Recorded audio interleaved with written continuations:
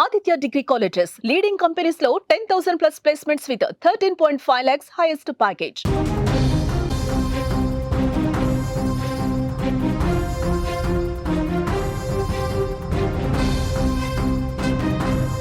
ఏలూరులో దారుణ ఘటన జరిగింది. ఉపాధ్యాయురాలు దేవిక బలవన్మరణం చెందింది. భర్త బర్త్డే విషెస్ చెప్పకపోవడంతో మనస్తాపానికి గురై ఆత్మహత్య చేసుకున్నట్టుగా తెలుస్తోంది.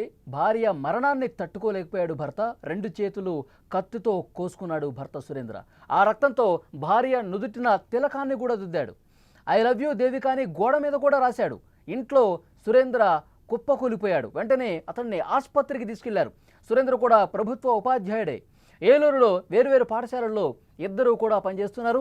చిన్న విషయానికి ఆత్మహత్య చేసుకుందా, ఇతర కారణాలు ఇంకా ఏమైనా ఉన్నాయా అనే కోణంలో దర్యాప్తు చేస్తూ ఉన్నారు. ఏలూరులో దారుణ ఘటన చోటు చేసుకుంది.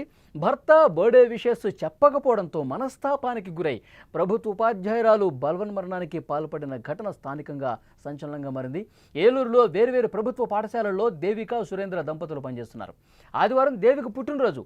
అయితే భర్త సురేంద్ర పట్టించుకోకుండా స్కూల్కు వెళ్ళిపోయాడు. దీంతో మనస్తాపానికి గురైనట్టుగా తెలుస్తోంది. దేవిక ఇంట్లో ఉరేసుకుని చనిపోయింది. ప్రస్తుతం ఈ విషయం అక్కడ స్థానిక కుటుంబ సభ్యుల్లో కూడా ఆందోళన రేకెత్తించిన అంశంగా ఉంది. ఎందుకంటే వీళ్ళిద్దరూ కూడా అన్యోన్యంగా ఉన్నారు, చాలా బాగా ఉన్నారు. అయినప్పటికీ కూడా ఎందుకు చిన్న విషయానికే ఆత్మహత్య చేసుకుంటుందా? దేవిక ఆత్మహత్య చేసుకుందా, లేకపోతే వేరే కారణం ఏమైనా ఉందా? పూర్తిగా దర్యాప్తు చేస్తూ ఉన్నారు. ఇదే విషయానికి సంబంధించి మరింత ఇన్ఫర్మేషన్ మనం తెలుసుకునే ప్రయత్నం చేద్దాం. మా ప్రతినిధి సాయి ఫోన్ లైన్లో సిద్ధంగా ఉన్నారు. సాయి, ఏం జరిగింది? పోలీసులు ఏమైనా ఇన్వెస్టిగేట్ చేశారా? ఏమైనా అప్డేట్స్ ఏమైనా అందుతున్నాయా? మళ్ళీ చిన్న చిన్న విషయాలకే బలవన్మరణం పాలవుతున్న ఘటనలు అయితే ఈ మధ్య బాగా వెలుగు చూస్తున్నాయి. చిన్న చిన్న పిల్లలు అంటే ఇంటర్ పిల్లలు 10th పిల్లలు చేశారంటే ఒక అర్థం ఉంటుంది. ఎందుకంటే వాళ్ళకి తెలియక చేసే వయసు కాబట్టి అది.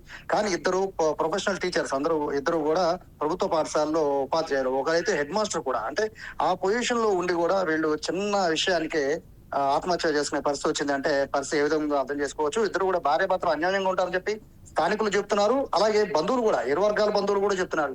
ఇద్దరి మధ్య చిన్న మనస్పర్ధ కూడా లేదని కూడా చెప్తున్నారు. పిల్లలు ఎంక్వైరీ చేసినా పిల్లలు కూడా అదే చెప్తున్నారు. మా అమ్మ నాన్న చాలా బాగా కలిసి ఉంటారు, రెగ్యులర్ గా కలిసి బయటకు వెళ్తూ ఉంటారు. ఎక్కడికి వెళ్ళినా కూడా భార్య భర్తలు ఇద్దరు కలిసి వెళ్తూ ఉంటారు. ఏ ఒక్కరు కూడా లేట్ గా వచ్చారు, ముందు వచ్చారని కూడా ఉండదు. ఇద్దరు కలిసి వెళ్తారని చెప్పి చెప్తున్నారు. చుట్టుపక్కల వాళ్ళు కూడా అదే విషయం చెప్తున్నారు. కానీ చాలా చిన్న విషయం, బర్త్డే విషెస్ చెప్పకపోవడం అనేది చాలా చిన్న విషయం. బట్ ఆ ఒక్క విషయానికి మనస్తాపానికి గురయ్యి ఆత్మహత్య చేసుకున్నారా అనే విషయంలో అయితే పోలీసులు దర్యాప్తు చేస్తారు. ఎందుకంటే ఆ చిన్న విషయం అంటే కొంతమందికి అది చాలా సీరియస్ విషయం కావచ్చు, కానీ ఆ మాత్రం దానికి ఆత్మహత్య చేసుకుంటారా అనేది ఇక్కడ గమనించాల్సిన అవసరం. మరొకటి ఏంటంటే నిన్న మధ్యాహ్నం 1 గంటకి సురేంద్ర తన భార్య కాల్ చేస్తే ఫోన్ లిఫ్ట్ చేయట్లేదు. అయితే ఆయన సాయంత్రం 4 గంటల సమయంలో ఇంటికి వచ్చేసరికి ఇంటికి తలుపుకి లోపల గడపెట్టుంది. అయితే ఆయన బలవంతంగా తలుపును గడదీస్తే భార్య విగతజీవిగా పడి ఉండడం చూసి ఆయన తట్టుకోలేక వంటగదిలో ఉన్న కత్తి తీసుకుని 2 చేతులు కాళ్ళు కూడా కోసేసుకుని అందులో ఆ రక్తంతో ఆ భార్యకి తిలకాన్ని దిద్ది ఐ లవ్ యూ దేవిక అని రాసి ఆయన కుప్పకూలిపోయిన పరిస్థితి. అంటే భార్య పైన ఎంతో ప్రేమ ఉందని చూపించడానికి ఆయన ఆ విధంగా, అంటే భార్య లేని ఆ విషయాన్ని జీర్ణించుకోలేక ఆయన ఆ విధంగా చేశాడని కూడా పోలీసులు చెప్తున్నారు. అంటే భార్యాభర్తల మధ్య అంత అన్యోన్యంగా అంత ప్రేమగా కలిసి ఉన్న వాళ్ళిద్దరు చాలా చిన్న విషయానికి ఆత్మహత్య చేసుకుంటారా అనే విషయంలో పోలీసులు దర్యాప్తు చేస్తున్నారు. ఇద్దరి వాట్సాప్ చాటింగ్ కానీ అలాగే ఫోన్ కాల్స్ రెండింటిని కూడా ప్రస్తుతం పోలీసులు అయితే ఎంక్వైరీ చేస్తున్నారు. భర్త పరిస్థితి అయితే కాస్త ఆందోళనకరంగా ఉన్నప్పటికీ కాస్త ప్రస్తుతానికి కోలుకున్నట్టుగా డాక్టర్ చెప్తున్న నేపథ్యంలో ఆయన దగ్గర స్టేట్మెంట్ కూడా పోలీసులు తీసుకుంటున్నారు. అంటే సాయి, క్షణికావేశంతోనే ఈ విధంగా ఆత్మహత్య చేసుకుందా ఆ ఉపాధ్యాయురాలు దేవిక, లేదంటే గతంలో ఏమన్నా గొడవలు జరుగుతున్న సందర్భం ఏమైనా ఉందా? గత కొన్ని రోజులుగా ఏమన్నా వాళ్ళ ఇద్దరి మధ్య తీవ్రంగా గొడవలు జరిగే పరిస్థితి ఏమైనా ఉందా? చుట్టుపక్కల వాళ్ళు కావచ్చు, బంధువులు కావచ్చు, ఏమైనా ఇన్ఫర్మేషన్ ఉందా? చుట్టుపక్కల వాళ్ళందరూ కూడా ఒకటే చెప్తున్నారు, అసలు ఇద్దరు బయటికి వెళ్తే ఇద్దరు కలిసే వెళ్తారని చెప్తున్నారు. అంటే వాళ్ళంతా అన్యోన్యంగా ఉంటున్నారు అర్థం చేసుకోవచ్చు. ఎవరు కూడా ఇండివిజువల్ గా ఓన్లీ స్కూల్ కి తప్ప ఇండివిజువల్ గా ఎవరు వెళ్ళరు. ఇద్దరు కలిసి మాత్రమే బయటికి షాపింగ్ వెళ్ళినా ఎక్కడికి వెళ్ళినా ఇద్దరు కలిసే వెళ్తారు. కానీ బర్త్డే రోజు ఆయన విషెస్ చెప్పకుండా బయటికి వెళ్ళాడు. సో బయటికి వెళ్ళడం ఎందుకు వెళ్ళాడు, ఎక్కడికి వెళ్ళాడు చెప్పకుండా వెళ్ళడంతో భార్య మనస్తాపానికి గురైంది అనేది ఒక వర్షన్. అది కూడా క్లారిటీ లేదు. దానికి సంబంధించి పోలీసులు దర్యాప్తు చేస్తారు. వాట్సాప్ లో ఉన్న 1-2 మెసేజ్ల ఆధారంగానే దీన్ని కన్ఫర్మ్ చేస్తున్నారు తప్ప దీని వెనకాల బలమైన కారణం ఉందని చూస్తున్నారు. పైగా ఆ ఏరియాలో అంటే ఆ దేవిక ఆత్మహత్యకు సంబంధించి ఎవరన్నా ఇంటికి వచ్చారా లేకపోతే ఎవరితో మాట్లాడిందా ఈ విషయాలు తెలియజేయడానికి సీసీ కెమెరాలు కూడా దగ్గరలో లేవు. సో పోలీసులు ఏంటంటే పెద్ద సవాల్గా మారింది ఈ కేసు. దీనికి సంబంధించి పిల్లలు ఎంక్వైరీ చేస్తున్నారు. పిల్లలు కూడా మధ్యాహ్నం 12:30 1 గంట టైంలో తల్లికి ఫోన్ చేశారు. ఆ ఇద్దరు పిల్లలు కూడా ఒకళ్ళు 10th క్లాస్ ఒకళ్ళు ఇంటర్, ఇద్దరు కూడా విజయవాడలో చదువుతున్నారు. సో ఏలూరుకి వాళ్ళు తల్లి బర్త్డేకి బేసిక్ గా వెళ్ళాలి, కానీ వాళ్ళు ఉన్న సిచ్యువేషన్ కి కాలేజీలు రీసెంట్ గా ఓపెన్ చేశారు కాబట్టి ఇప్పుడప్పుడే లీవ్స్ ఇవ్వరని వాళ్ళు అక్కడే ఉండి కాలేజ్ నుంచి కాల్ చేశారు తల్లికి. కానీ అప్పటికే తల్లి ఫోన్ లిఫ్ట్ చేయకపోవడం, ఇమీడియట్ గా వాళ్ళు తండ్రికి ఫోన్ చేయడం, బంధువులకు ఫోన్ చేయడం, ఎన్నిసార్లు కాల్ చేసినా ఎత్తట్లేదు, ఏమైందో చూడండి అని చెప్పడంతో అప్పటికప్పుడు హుటాహుటిన భర్త వచ్చి ఇంటికి వచ్చి చూసే పరిస్థితి ఇది. అయితే కొంచెం ముందు వచ్చినా కాపాడే పరిస్థితి ఉంటుందా అంటే అక్కడ ఏ సమయంలో ఆవిడ ఆత్మహత్య చేసుకుంది అనేది ఎవరికి క్లారిటీ లేదు. సో భర్త ఇంటికి 4 గంటల సమయంలో వచ్చినప్పుడు ఆవిడ వేగతజీవిగా పడుంది అంటే అప్పటికే చాలా టైం అయిపోయి ఉంటుంది. సో కాపాడే ప్రయత్నం కూడా చేసే పరిస్థితి లేదు.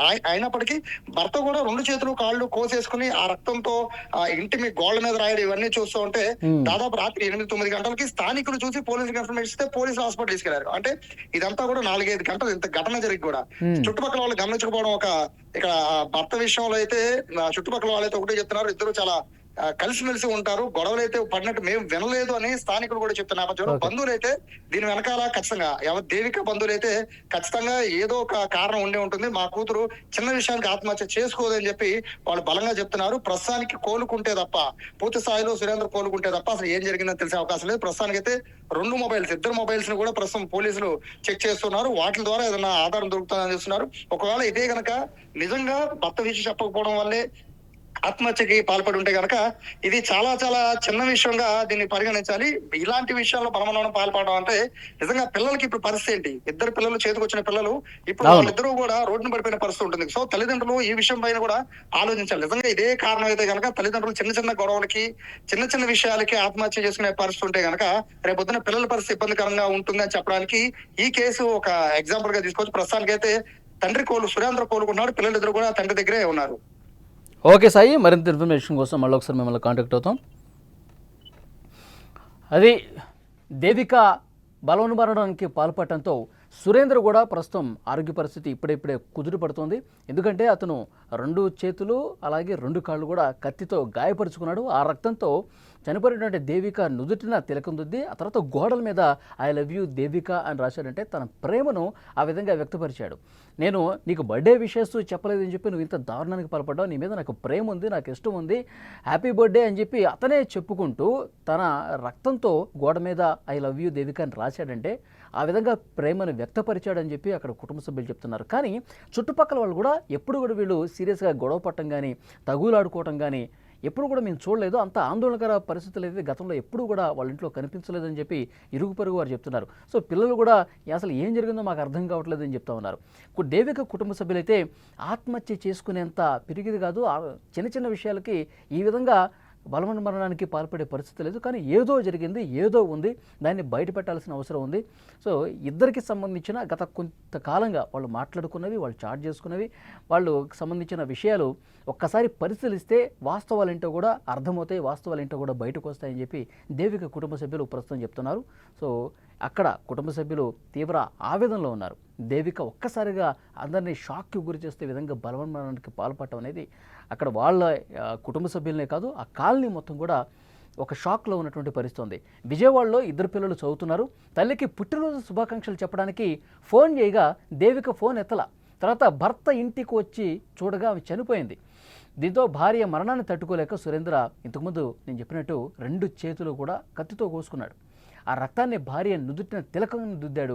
గోడ మీద ఐ లవ్ యూ దేవిక అని రాసి ఒక్కసారిగా స్పృహత పెడిపాడు. ఆ తర్వాత వెంటనే 2-3 గంటల తర్వాత స్థానికులు వచ్చి చూశారు. ఎందుకంటే రోజు ఈ సమయానికి భార్యాభర్తలు కనిపించేవాళ్ళు, అటు ఇటు తిరిగేవాళ్ళు. కానీ దేవిక కూడా అసలు బయటకు రాలేదు. భర్త సురేంద్ర ఇంటికి వచ్చాడు కానీ స్కూల్ నుంచి మళ్ళీ బయట ఎక్కడ కనిపించలేదు. అనుమానం వచ్చినటువంటి అక్కడ ఇరుగు పొరుగు వారు ఒక్కసారి లోపలికి వెళ్ళి చూస్తే రక్తపు మడుగులో పడున్నాడు. వెంటనే పోలీసులు కంప్లైంట్ ఇచ్చారు. పోలీసులు మళ్ళీ కుటుంబ సభ్యులు కూడా ఇన్ఫర్మేషన్ ఇస్తే వచ్చి చూశారు. ఇది తర్వాత కేసు నమోదు చేసుకుని దర్యాప్తు చేస్తున్న పరిస్థితి అయితే కనిపిస్తుంది. అయితే దేవిక మరణానికి ఏదో ఒక బలమైన కారణం ఉంది అని చెప్పి బంధువులు ఇంకా చెప్తున్నారు. పోలీసులు ఇన్వెస్టిగేషన్ తర్వాత వాస్తవాలనేవి బయటకు వస్తాయి.